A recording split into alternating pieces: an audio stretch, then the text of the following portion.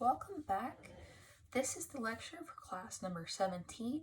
We're going to be going over Nyquist plots and the Nyquist stability criterion. Before we start, remember there is a Nyquist handout sheet. It's a nice little concise summary of most of the lecture material available on Canvas. So make sure you download that. It looks just like this. Okay. All right. So getting started, what is a Nyquist locus? Well, it is a type of plot.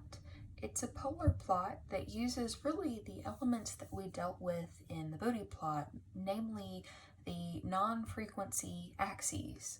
That is the gain axis and the phase angle axis, okay?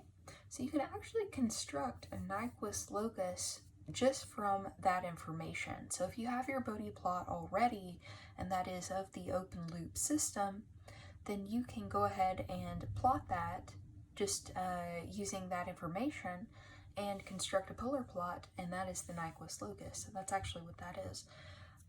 So the closed loop stability, the important part of this is the closed loop stability can be evaluated from the Nyquist locus. So just like with the Bode plot, we had information pertaining to an open loop system, and we're going to draw conclusions about a closed loop system from that. Okay. In the Nyquist locus, so we have a little example right here. This is what it might look like. This is the part, the bold part, that's what you will fill in, and the dotted line is actually just a reflection across the real axis. So you can see it's going to be probably pretty circular in most cases. And the important part is you'll have this -1 point right here on the real axis. So that -1 real part, 0 j part, or 0 imaginary part, j magnitude 0, if that is encircled or not versus how many times and in what direction, say we're going in the counterclockwise direction here, and we'll just fill in those directional arrows, will indicate some conclusion about our system. Okay. So this is really powerful. We're able to evaluate the stability of a whole closed loop system just from viewing this information, which we can just gather from a Bode plot already. And that's, of course, not the only way to get that information. You can go straight from the open loop transfer function into a Nyquist plot, and we'll get into that as well.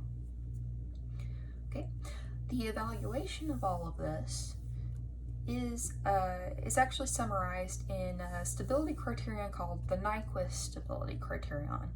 Okay, and just a quick little note, although Nyquist is discussed in your textbook, and we tend to teach that more in controls classes in the United States, there is an alternative called the Nichols Plot, and you can evaluate that in a different way to Nyquist. This is also included in your textbook if you're curious.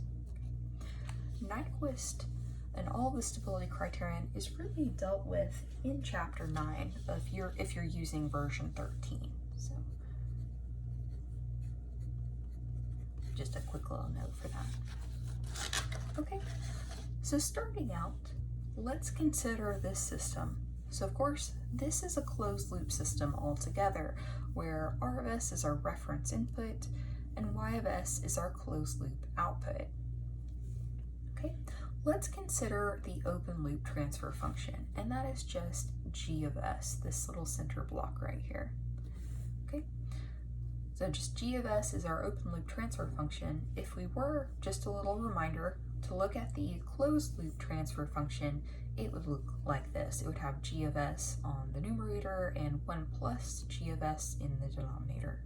Okay, so the main idea, again, is to use this open loop transfer function, the G of S, to construct our Nyquist locus plot. Okay, and actually the word locus, again, just like with root locus, locus is actually means plot. That's a type of plot, and I do have the tendency to say Nyquist locus plot, but that's a little redundant. But anyway, we use the Nyquist stability criterion to evaluate the stability. So basically, here's a little flow diagram of what we're doing, because it's actually pretty neat.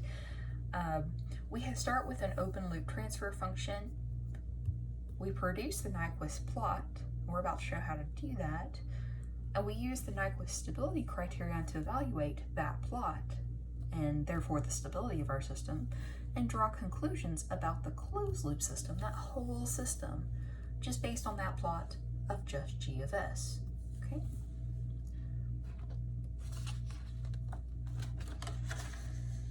All right, so how do we go about drawing the Nyquist plot, or Nyquist locus rather?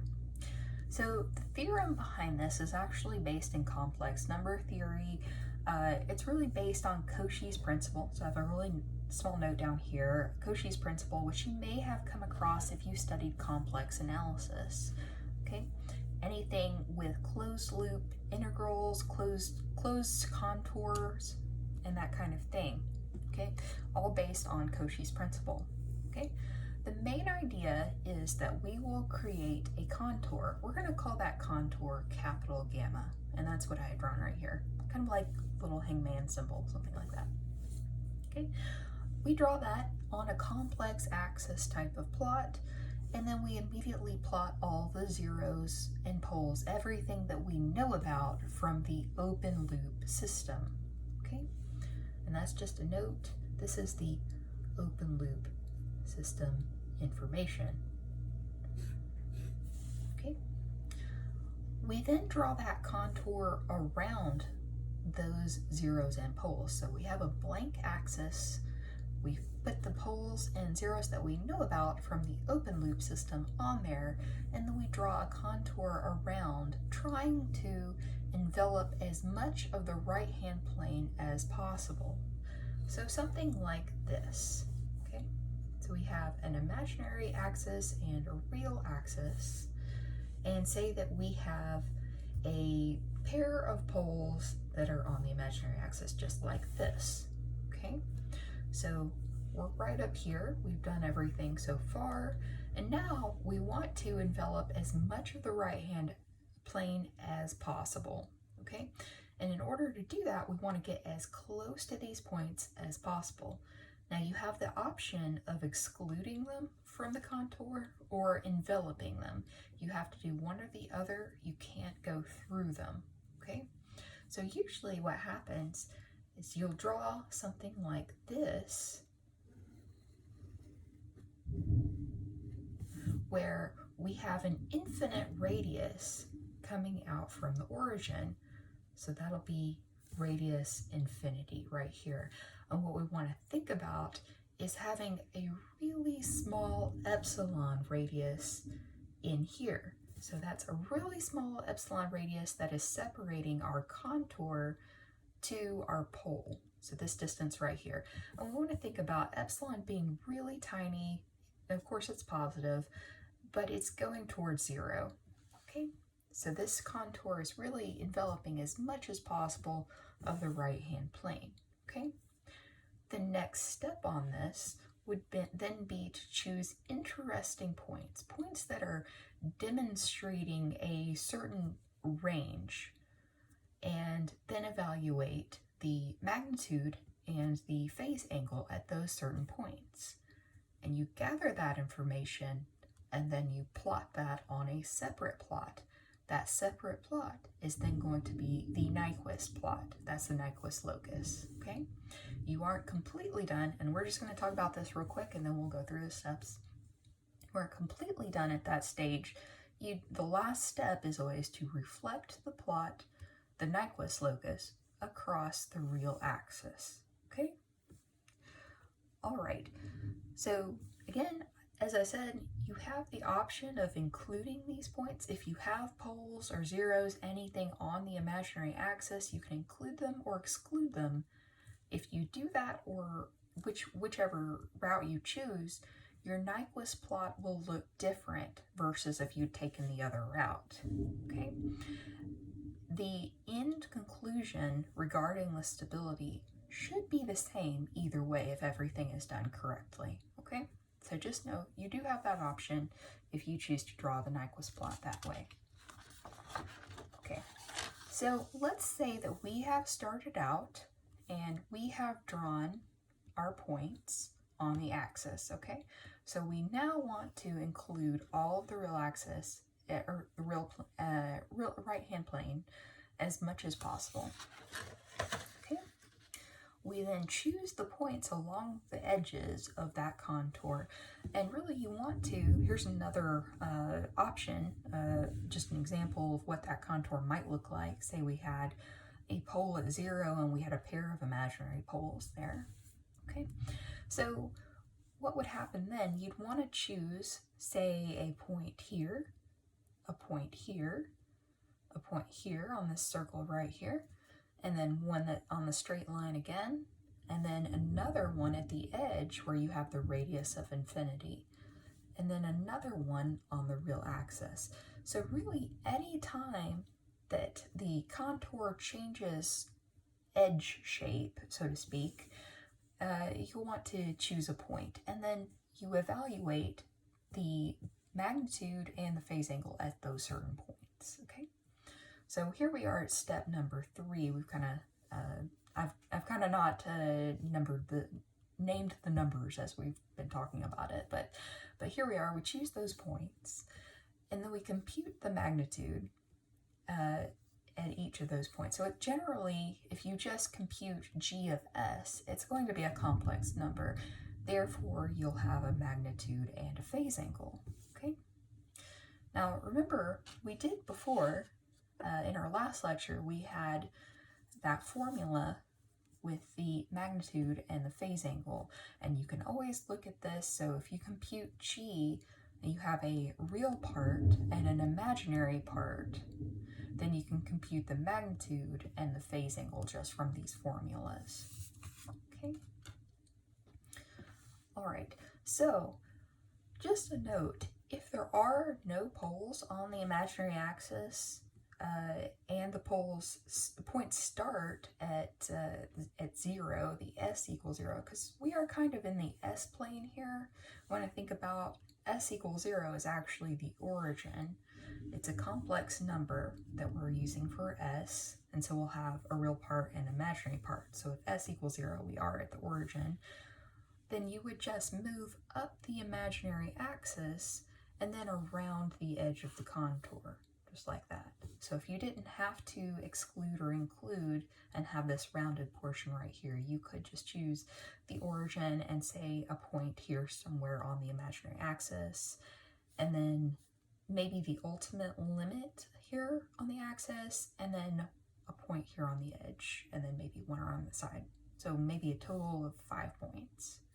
Okay, it would be less points than if you had this situation. Okay. All right, so when you have all of your points evaluated, and I know this is a lot, but we'll do some examples, plot the points on a separate polar plot, and that is your Nyquist locus. So generally, the Nyquist locus will have this kind of curve shape. Now, this has not been reflected yet, but I do want you to see this shape right here. That's kind of like a nautilus shell, and that's significant. We'll talk a little bit more about that later on. Okay, the magnitude and the phase angle are really important. So now if we're going in the clockwise direction, that's positive. And if we're going in the counterclockwise direction, that's negative as far as our evaluation goes.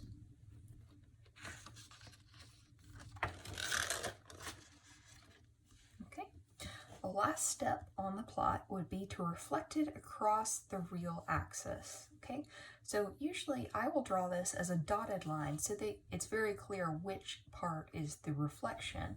Okay, now as you have your direction, your directional arrows are going to go in the direction of an increased frequency if you're coming from a Bodhi plot. So if you're coming from a Bodhi plot and you're gathering that information, you can list that in terms of increased frequency, and then you can plot those points and just connect it with the directional arrows just like that. And that's a really easy way to get this plot. And also, if you're coming from a Bodhi plot, you don't necessarily have to do this contour at all, because this serves to generate the data that you already have coming from your Bodhi plot. So this step wouldn't even really be needed in that case. So it is very beneficial to just do the Bodhi plot first. Okay, so as far as the criterion, after we have all of the plot information already established, and after we have the plot reflected, then we can use our stability criterion. So there are 3 pieces to this. Okay, these 2 bottom pieces are actually the stability criterion, and it's really the closed loop system, because remember, this is data that comes from the open loop system. So we're drawing a conclusion about the closed loop system, and those 2 things are very different, as we've discussed prior. The closed loop system is stable if and only if the encirclements of the point -1 over here on the real axis are equal to negative number p, and number p is actually the open loop poles. This is something we can observe if we have the transfer function, the open loop transfer function. So we can look at that and we can see the number p. Now, why is it negative? Well, the negative sign will actually relate to the direction of the arrows. So if we are going over in the clockwise direction, remember, the clockwise direction is positive, but the counterclockwise is negative. So if we are encircling in a counterclockwise manner, then we're actually encircling in a negative way, and a negative sign will come over into the in factor right here. Okay, and so we'll have negative number p equal to the evaluation of the encirclements of -1. Okay, all right, so that's part 1 of the stability. So we have that. If that's met, we also have to meet that the locus, the curve right here, reflected, or the one we actually draw out here, should never touch that -1. So if it does, that implies that we have some complex roots, or at least one root, maybe a pair of roots, and maybe a single root that is on the imaginary axis. So we could have a root at 0 at the origin, or we could have a pair of imaginary roots out there. And so in that case, the best that we can hope for is that we have a marginally stable system. What we can definitely say in that case is that we do not have a stable system. It can be unstable or it can be marginally stable, but it is definitely not stable if it touches that -1 point. Okay? Now this formula that I kind of skipped over right here, this is the analysis formula. So most of the time when you're working problems, you will use this evaluation, and in the case that there's a failure, like if you find that your system is actually unstable, then you might want to go ahead and find the number z. Z is the number of zeros, the closed loop zeros that are in the right-hand plane. So for that reason, this is called the analysis formula. You have a number p, which is the open loop poles, and you have a number of turns that you can see from the plot. So you have your transfer function that gives you this number p. You have your plot, which gives you your number n right here. And then for that, you can solve for z, and you can get the number of zeros that are in the closed loop system over in the right-hand plane. Okay, all right. So let's work out some examples here.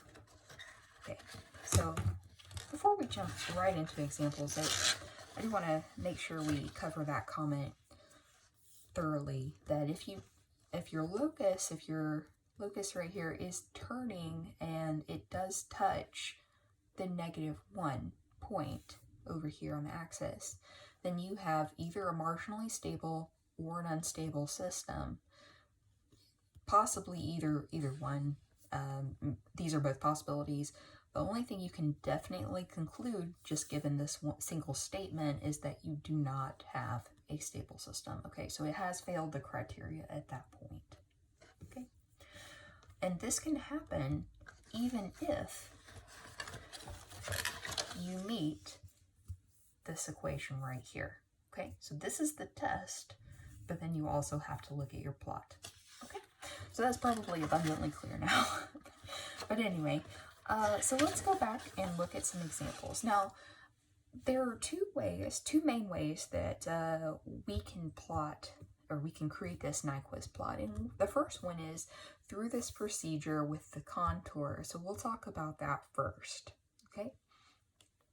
So really, we start out with an open loop transfer function. I just have one right here. It's got a single pole at -1. So I start out with my contour, and I just plot that point at -1, okay? All right, so for our procedure, you remember the next part is to envelop as much of the right-hand plane as we can. If we have a root, a 0 or a pole, or both, that happens somewhere on the imaginary axis, either a 0 or some complex number, then we want to either skip that or envelop it, either one. It's our option. So here we actually don't have that happening for our open loop system. So what we'll do is we will just envelop all of the right-hand plane, okay? So that's the first step for that, drawing that contour, okay? Now the next part is, let's go ahead and write that radius equals infinity out here. So this actually is the entire right-hand plane. Okay, so the next part about this is you'll want to choose points that are interesting or significant in some way, okay? Now here, this is kind of small, so it's not terribly easy to see, but I've chosen a point at the origin, called it a point that is somewhere on the imaginary axis, called B. I'm going to say it's at value 1 on the imaginary axis, so it's just 1 unit up. We'll just write a little 1 right here. Some point C that is at this far point on the imaginary axis. It's way up here at the top. And then we have a point D when we are coming down this curve over here, still at radius infinity. And then we'll have this point E that is on the real axis, okay? So what we can do is we can evaluate the magnitude and the phase angle for each one of these points that happen. So we're going up in this direction, and this direction will also indicate, as long as we are consistent, A to B, B to C, C to D, D to E. This will also indicate the direction of our locus. So what I'd already drawn over here, you can see it goes in this direction. Okay. So for point A right here, if we were to evaluate that point, we're over here at -1 for our pole. So what is the distance from A to our pole? It is 1, okay? So what we can do is we can plug that in, and we can take the magnitude of that. This is actually 1 magnitude here, and it's at 0 degrees from our pole. Okay, there is no angle either way. Okay, so 0. All right, if we were to do this same kind of valuation for point B, which is just up here, we do have a phase angle. So looking at this triangle, like this is our pole at -1. This is our point B here up on this axis. We know we are up a distance of 1 just because it was easy. And then we have a distance here. So we can actually solve for this angle, and this is 45 degrees. So it is 45 degrees in the counterclockwise direction. So we're going in this direction to get our -40 or our 45 degrees. So we have to have that negative sign right here. So I made that little note that's negative because of that. Okay.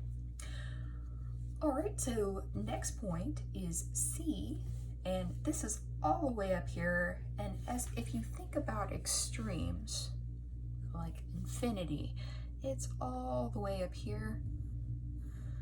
So even though this distance is not 0, and truly there would be some minute angle perhaps, if we think about infinity and evaluate that, it's really can be assumed that this is about 90 degrees. Okay, so again, as we shift that all the way up, we're about 90 degrees. Again, we are moving in the counterclockwise direction, so we have that negative sign. Okay, and all the way up there, our distance is going to be really close to 0. It's infinite. If you were to plug in the value here to S and take that magnitude, it would be about 0. Okay. All right, so for D and E, we also have that kind of same circumstance because we are at a radius of infinity. Okay, as we come around to D, the angle is closer to -45. Now D is kind of an arbitrary point, it's somewhere on this circle, so we're not hard set at -45 degrees. The direction is moving towards lesser and lesser degrees, so we're coming down from 90 towards the 0, if that makes sense. Coming down here back to the real axis, so we should be decreasing. Okay, now we gather all of this data, and an easy way again to do this is just to plug in formulas. You can do that, but if we were to take this data now that we've gathered, which is very similar from the data you could extract from a Bode plot, if you'll notice we've just got magnitude and phase angle, we can plot this on a polar plot, so it looks like this down here, but let me draw it a little larger up here. So we have a real axis, so we have the imaginary axis. So point A, let's say this is right here at 1, we'll say this is 1. It's at 0 degrees, so it actually is on that axis right there, so that point is A. And then as it comes around here, because we are moving -45 degrees, we're going downwards right here. Now I don't mean to say that -45 degrees is counterclockwise, so we're not going to go like this here.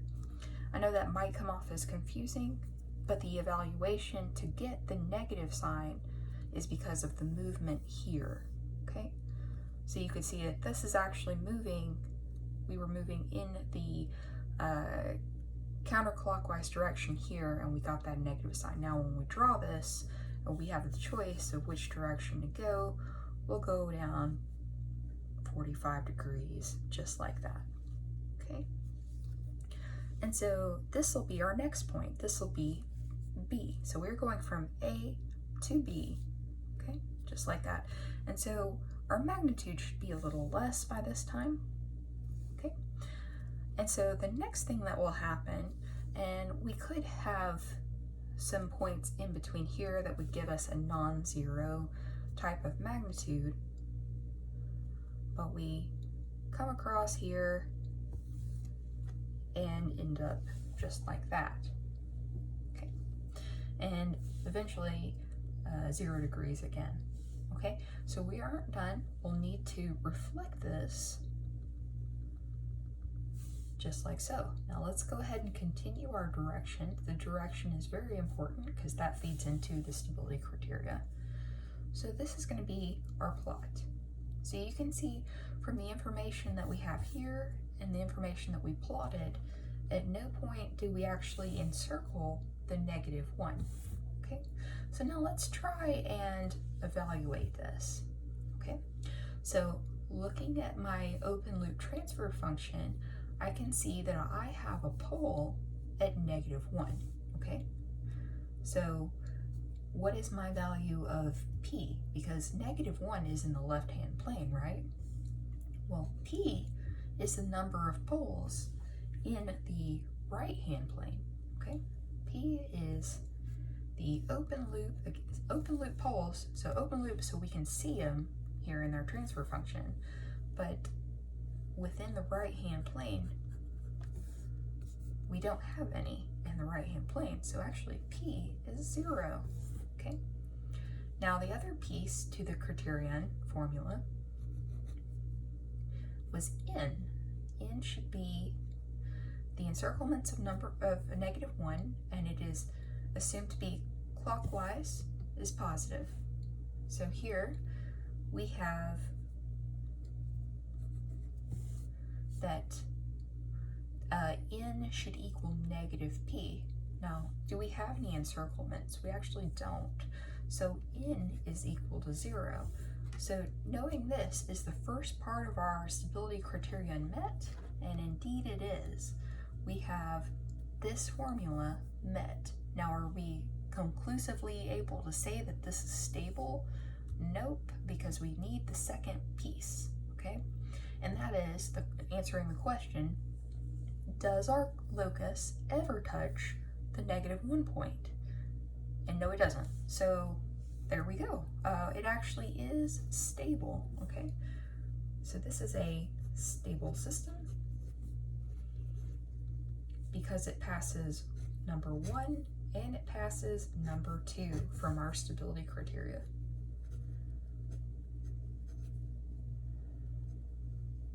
Again, we have to evaluate the formula, but we also have to ask, does it ever touch the -1 point? So, given both of those pieces, we can say it's a stable system. Okay. Now, since it's a stable system, the other thing we could solve for is what is the value of Z? Okay, and remember that Z formula is actually clockwise -1 encirclements equals Z minus P. Now, because P is 0 here and N is 0, we actually know then that Z is 0, okay? And that is the closed loop zeros in the right-hand plane. I know I'm writing really small, but that's what we're able to, that's everything we can tell from what we've done here, okay? Let's do another example. Okay, so this had 1 pole. Let's do an example where we have 3 poles. So it's really a very similar example, but we have these poles replicated, okay? Now, is it possible for me to just look at this transfer function and tell if the system is stable or unstable? Well, no, because this is the open loop transfer function, and you are being asked about the closed loop. So you always have to evaluate this in some way. You can't just look at it and say, oh, well, I have all of the poles in the left-hand plane, so things are good. That's not always the case. And sometimes you can have open loop poles that look like this and then not meet the stability criterion. Okay. All right, so let's say that you have gathered this data from a Bode plot. Okay, so as frequency is increasing, we have these different magnitudes right here, and let's actually have our zeros right there and make it really clear. And then we have our angles right here. Okay, so from what I've tried to show here is that our last plot looked kind of like, let's say, the orange line. We'll say this orange, and it is moving out here after everything is done over into this, what we'll say is a green line right here. Okay, now I also have not reflected this yet, so we'll do that as well. Okay, so we've gathered all of this data, and so we take our Bode plot data right here, and we go to the Nyquist locus, and we're going to plot this. We don't have to do the contour in this case, okay, because we already have our data, and that's the point of the contour. Okay, so I plot 1 magnitude at 0 angle, and that is my first point. I called that A. And then we plotted 0.95, so it's a little bit less in magnitude, but it's 45 degrees down. So this is point B right here. And then we have the 0.35, so it's about a third of the earlier magnitude, so it's much smaller, C. And actually, that's what it would have been before, but now we have moved out here to the green, okay? C right here at negative 135, so it's all the way out here, okay? And then we're still decreasing in magnitude, so C moves to D, and we really should have our direction arrows indicated as we move to each of these points. So C to D, D is 0.1, so it's really tiny, and it's at 180 degrees out here.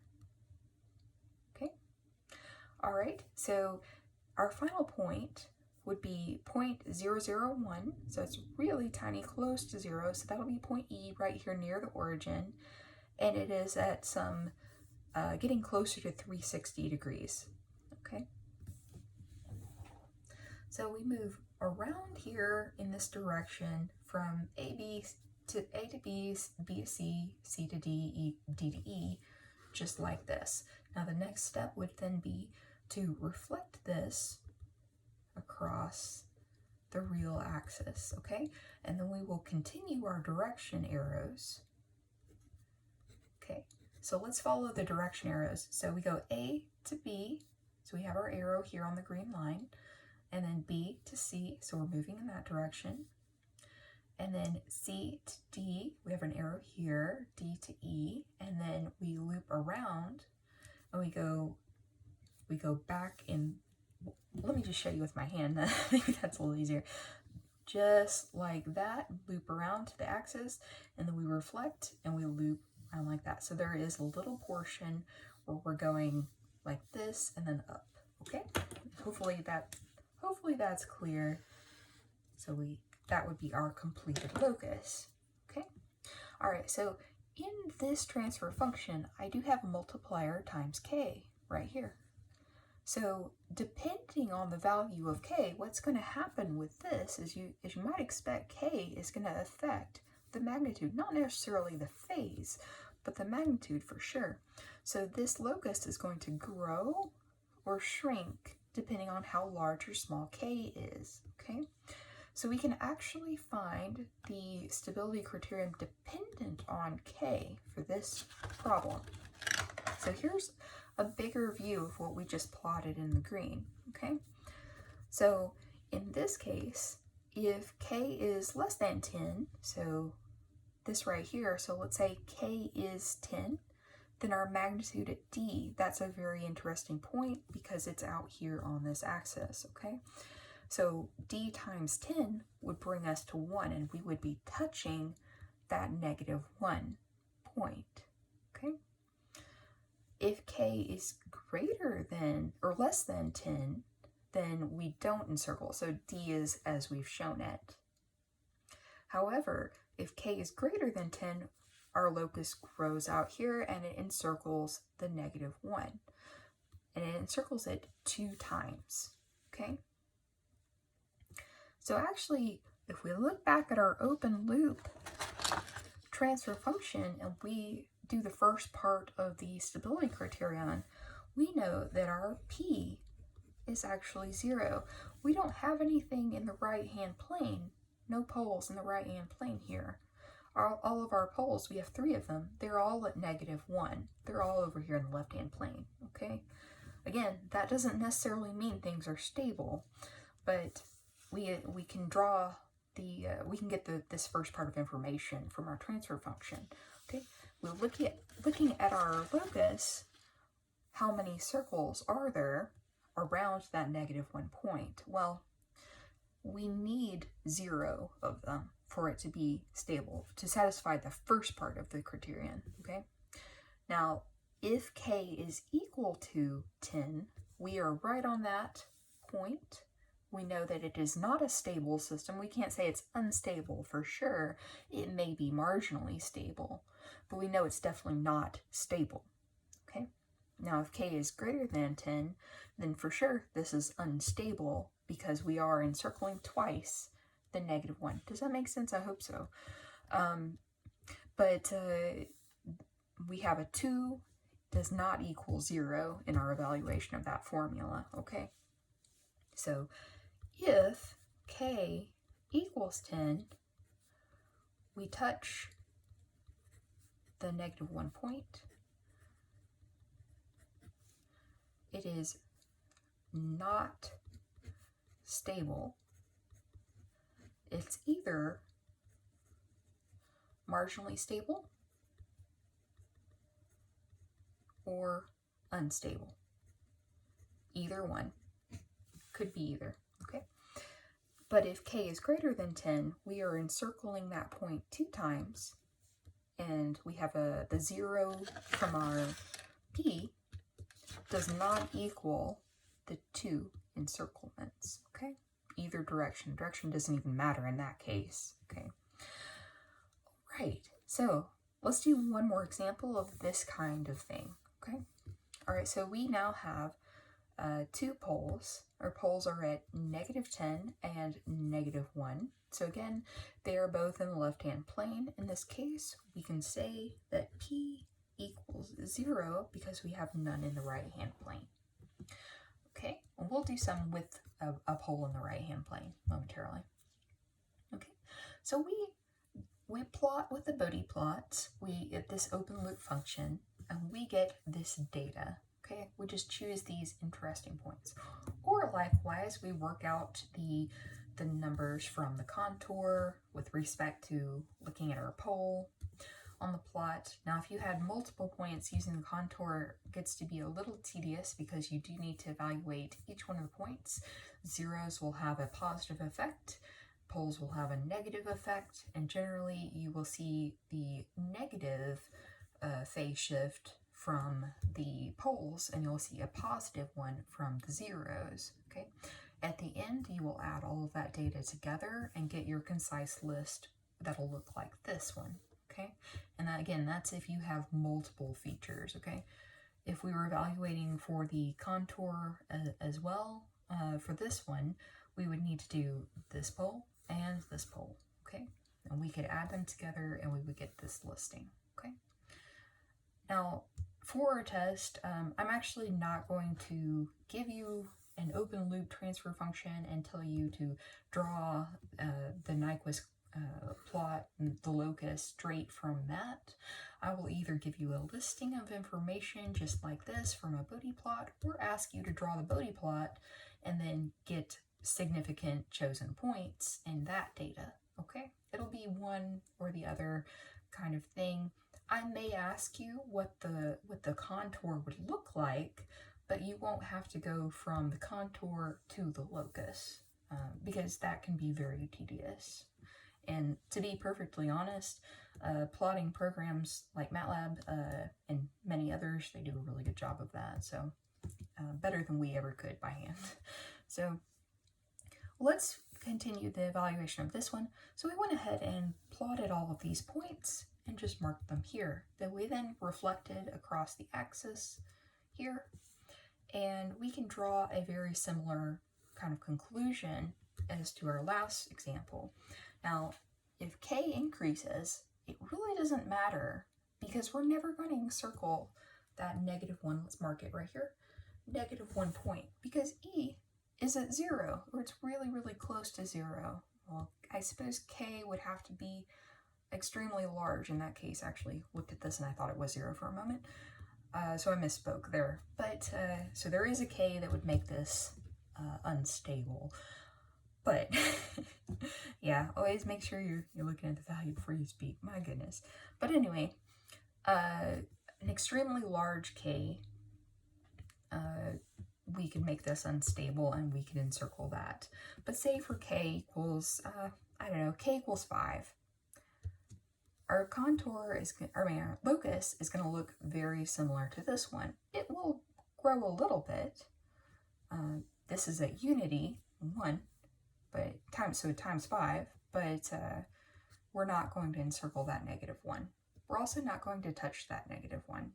Okay, but we could easily find the k that would make that happen. Okay, so what we would need to do in that case is say So k times the value of e, which is actually 0.001, not 0, equals 1. Okay, so then we solve for this, and then we would find that k equals 1 divided by 0.001, or k equals, so 1,000.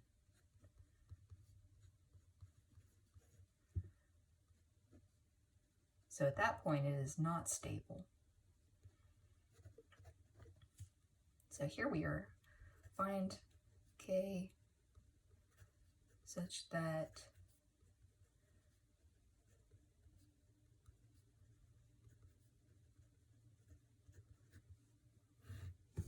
so k equals 1,000 or k greater than 1,000.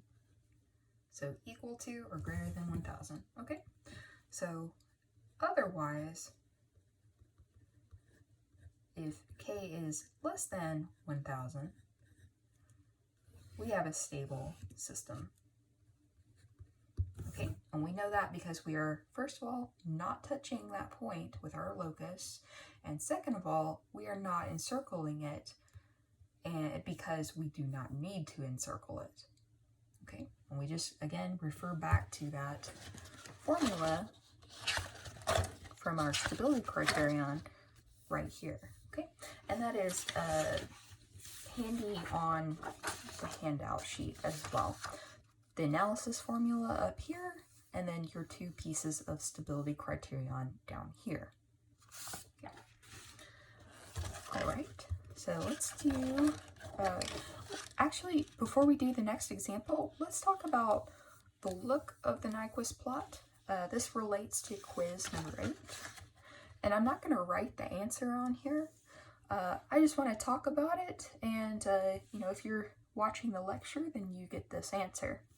Okay, so a Nyquist before reflection usually has this kind of a look. Now, of course, it doesn't have to. We just saw an example where it doesn't, but usually it has this kind of a look. Okay, now in quiz number 8, I give you 4 optional answers. The shape is similar to a famous irrational number. So I have here 4 famous irrational numbers, okay?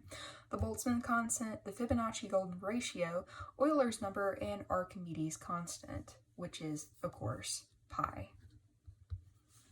Okay. Now, pi relates to circles. Euler's number relates to many things, particularly in calculus and differential equations. The golden ratio is throughout nature, and the Boltzmann constant, well, if you studied physics at all, you've encountered this, I'm sure. So if you take segment by segment, you'll see this sort of a certain ratio, a certain number, a certain pattern. You'll see this nautilus shell appear. This relates to leaves and a lot of cells and a lot of plants and shells and everything. You can see this many ways. And also the inverse of that famous number also relates to another sequence. Okay, of course, if you're watching this lecture, then you get the answer. This is the golden ratio, and I would highly recommend, if you're interested in math and things like that, there's this great book called The Story of Phi by Mario Livio, and it is the golden ratio book. It's a really good book. Okay, so of course that was the answer. And this is really interesting if you ever want to look this up. Okay, anyway, more examples. So let's say we have another example where we have one open loop pole in the right hand plane. So one's over here in the right hand plane, and then we have 3 that are in the left hand plane. You're just given this information. You aren't necessarily given the GOL in this case. Okay, so here's one where you aren't explicitly given the transfer function, and we also have something in the right hand plane. Okay, so in this case, we can draw the conclusion that P equals 1. Okay, so when we do our stability criterion evaluation, that'll be significant. Okay, we're given this information. We have the magnitude and we have the phase angle. So as we plot this, so we start here at our first point, and we have a 10, kind of looks like a 0, but because of the dotted line, but it's actually 10 on the real axis at 0 degrees. Okay, and we move downwards at negative 45 degrees down here, and we have a 9 magnitude. So all of that is 9, and it is at 45 degrees down. Okay, for the next value, we have 5, and it is at negative 90. So right here, this will be 5, and I probably could have drawn this a little more to scale, but we'll say that that's 5 down. So it's actually a negative 5 on the imaginary axis, but a 5 magnitude. Okay, all right, and so then we plot the rest of the points. This one at negative 180 degrees to the origin is very important. So it's negative 3. Actually, I'll just put a negative sign right there. So negative 3 right here. So you can see as we complete drawing all of this and then we reflect it across here, we're actually encircling the point negative 1 2 times. We're encircling it with this inside right here little piece, and then the outside as well. Okay, and as we went down here, we were careful to indicate the direction as well. Okay, so I think it's fair to have you draw the Nyquist plot like this, given this information, of course. So you can expect a problem like this, and also using the stability criterion and finding the value for z. All of that is fair game. Okay, but as we can see that we have 2 encirclements. Okay, so in equals 2. Well, we are encircling it in what direction? This is actually clockwise, right? So we're encircling 2 times in the clockwise direction. So here we evaluate the stability criterion.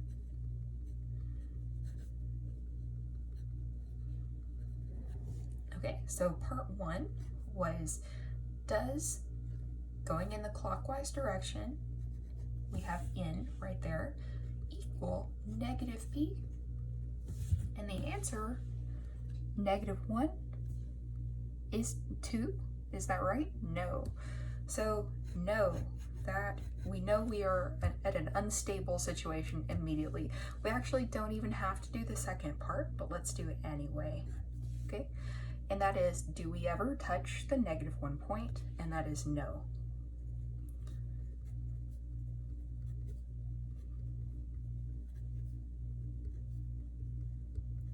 Okay, all right, so let's say that we know that we fail the stability criterion.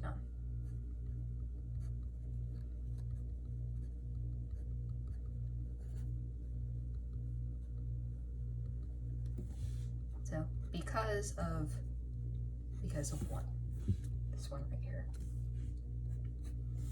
Okay, so then since it fails this, we know that we have an unstable system. Okay, let's find z. So again, z is the number of closed loop roots that are the zeros actually in the right hand plane. Okay, we can find that from our analysis formula. And now, I think I mentioned it already, but the book has z equals n plus p. It's actually exactly the same formula if you just rearrange the p and the n as the one that you have on your sheet right there. So we just plug in our numbers here and solve for z. So we conclude that z equals 3. So we have 3 closed loop zeros in the right hand plane at this point. Okay, so we can see that. And now, so I think we've covered most of the cases. Let's do one more case. And let's say that we have, we'll just make this up on the spot. Let's say we have 3 open loop, you're given this information.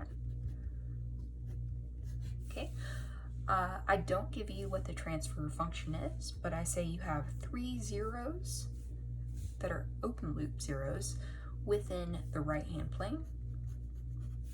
We have 4 poles total.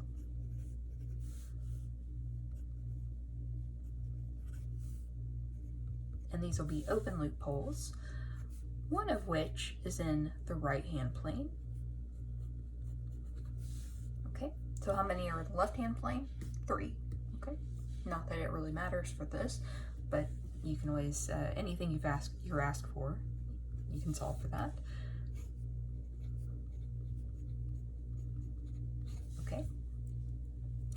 All right, so now let's say you are given a set of information, whatever the magnitude is and the phase angle. Since we're making this up on the spot, let's say we have values given, and then we are just going to draw the plot. Okay, so let's say the plot looks sort of like this, like we would expect. Okay, all right, so now instead of marking the -1, we're going to use a scaling of k. Let's say that this is out here at 100, okay? Just to give it kind of a scaling. And this, again, this is the real axis and the imaginary axis. Always label your axes. Okay, so this point is alpha. Let's just say that's alpha. All right, once we reflect across the real axis, we have this right here. Let's indicate the direction.